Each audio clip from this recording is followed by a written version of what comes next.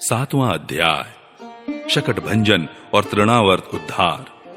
राजा परीक्षित ने पूछा, प्रभु, सर्वशक्तिमान भगवान श्री हरि अनेकों अवतार धारण करके बहुत सी सुंदर एवं सुनने में मधुर लीलाएं करते हैं। वे सभी मेरे हृदय को बहुत प्रिय लगती हैं। उनके श्रवण मात्र से भगवत संबंधी कथा से अरुचि और विविध विषयों की तृष्णा भाग जाती है।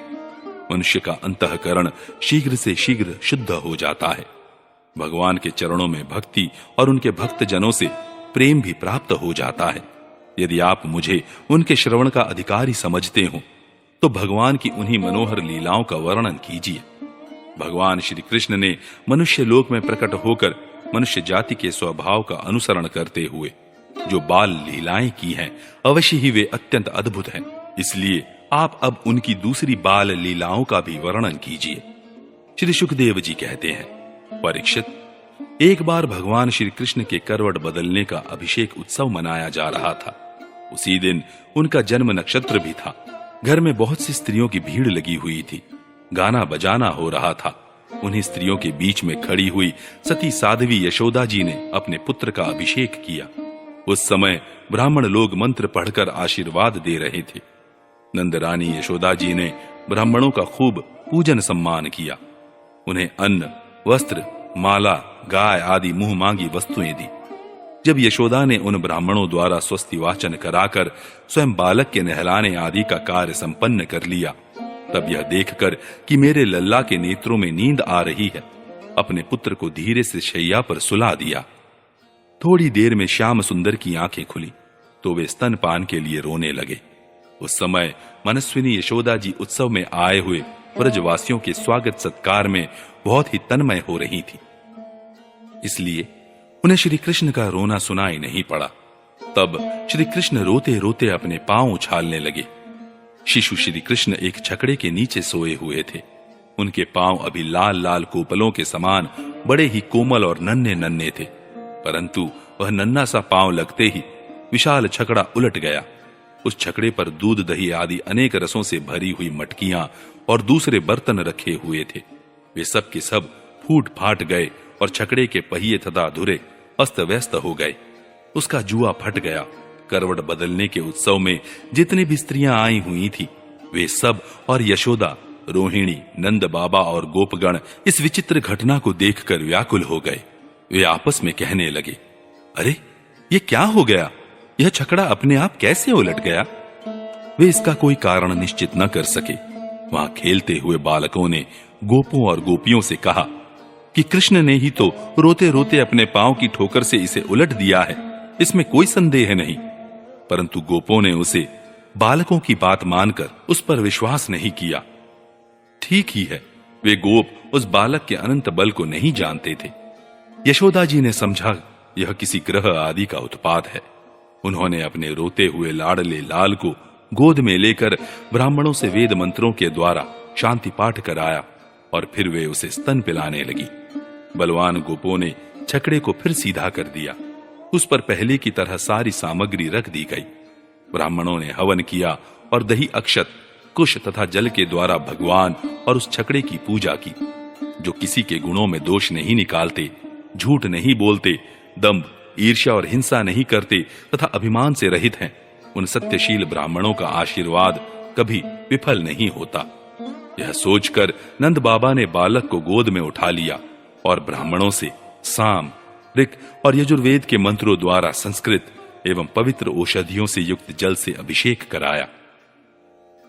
उन्होंने बड़ी एकाग्रता से स्वस्त्ययन पाठ और हवन कराकर ब्राह्मणों को अति उत्तम अन्न का भोजन कराया। इसके बाद नंद बाबा ने अपने पुत्र की उन्नति और अभिवृद्धि की कामना से ब्राह्मणों को सर्वगुण संपन्न बहुत सी गौएं दी। वे गौएं वस्त्र, पुष्पमाला और सोने के हारों से सजी हुई थी। ब्राह्मणों ने उन्हें आशीर्वाद दिया। यह बात स्पष्ट है कि जो वेद वेत्ता और सदाचारी ब्राह्मण होते हैं, उनका आशीर्वाद कभी निष्फल नहीं होता। एक दिन की बात है, सती यशोदा जी अपने प्यारे लल्ला को गोद में लेकर दुलार रही थी। सहसा श्री कृष्ण चट्टान के समान भारी बन गए। वे उनका भार न सह सकी। उन्होंने भार से पीड़ित होकर श्री कृष्ण को पृथ्वी पर बैठा दिया। इस नई घटना से वे अत्यंत चकित हो रही थी। इसके बाद उन्होंने भगवान पुरुषोत्तम का स्मरण किया और घर के काम में लग गईं। तृणावर्त नाम का एक दैत्य था। वह कंस का निजी सेवक था। कंस की प्रेरणा से ही बवंडर के रूप में वह गोकुल में आया और बैठे हुए बालक श्री कृष्ण को उड़ाकर आकाश में ले गया।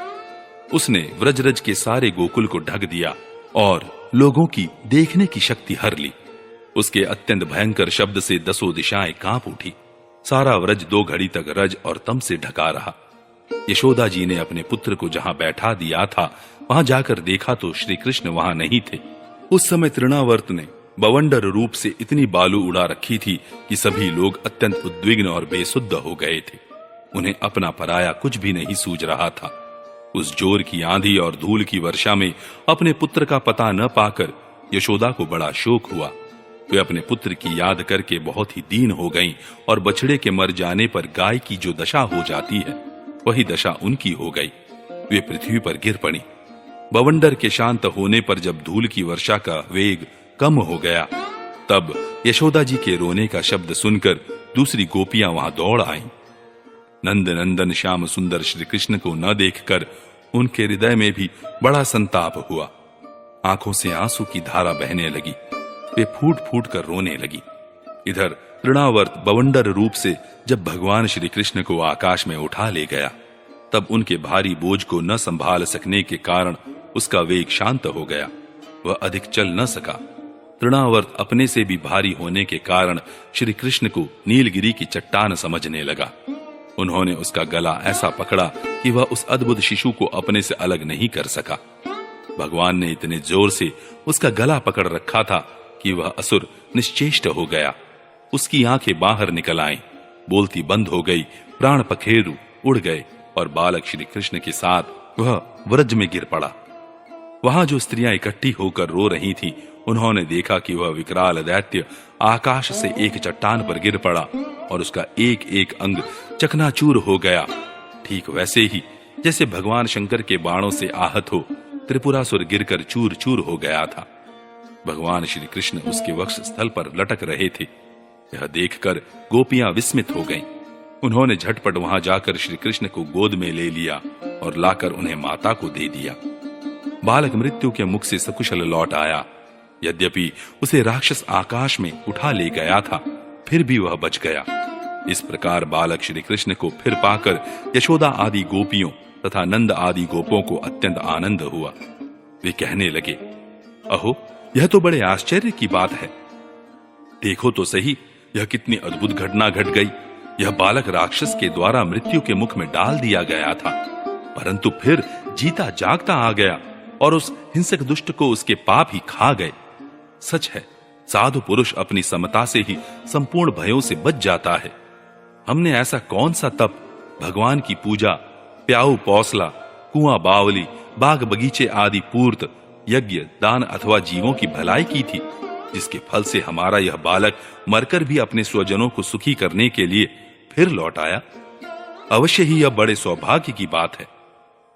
जब नंद बाबा ने देखा कि महावन में बहुत सी अद्भुत घटनाएं घटित हो रही हैं, तब आश्चर्यचकित होकर उन्होंने वसुदेव जी की बात का बार बार समर्थन किया। एक दिन की बात है, यशोदा जी अपने प्यारे शिशु को अपने गोद में लेकर बड़े प्रेम से स्तनपान करा रही थी। वे वात्सल्य स्नेह से इस प्रकार सराबोर हो रही थी कि उनके स्तनों से अपने आप ही दूध झरता जा रहा था। जब वे प्रायः दूध पी चुके और माता यशोदा उनके रुचिर मुस्कान से युक्त मुख को चूम रही थी, उसी समय श्री कृष्ण को जम्भाई आ गई और माता ने उनके मुख में यह देखा। उसमें आकाश, अंतरिक्ष, ज्योतिर्मंडल, दिशाएं, सूर्य, चंद्रमा, अग्नि, वायु, समुद्र, द्वीप, पर्वत, नदियां, वन और समस्त चराचर प्राणी स्थित हैं। परीक्षित, अपने पुत्र के मुंह में इस प्रकार सहसा सारा जगत देखकर मृग शावक नयनी यशोदा जी का शरीर कांप उठा। उन्होंने अपनी बड़ी बड़ी आंखें बंद कर ली। वे अत्यंत आश्चर्यचकित हो गईं।